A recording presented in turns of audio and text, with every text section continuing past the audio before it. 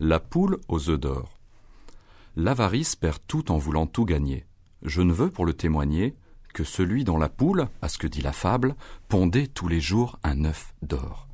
Il crut que dans son corps elle avait un trésor. Il la tua, l'ouvrit, et la trouva semblable à celle dont les œufs ne lui rapportaient rien. S'étant lui-même ôté le plus beau de son bien, belle leçon pour les gens chiches. Pendant ces derniers temps, combien en a-t-on vu qui du soir au matin sont pauvres devenus, pour vouloir trop tôt être riches. Éluard.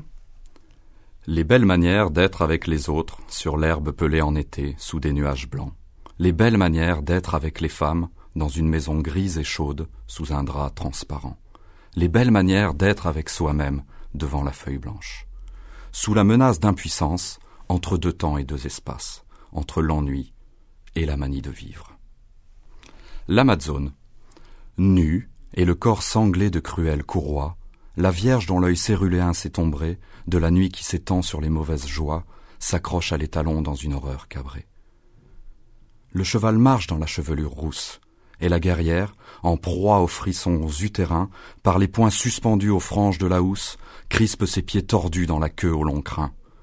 Elle qui vers la joie et la douleur s'étire, atteint éperdument le bienheureux martyr, et hurle de l'effort dont sa chair a craqué.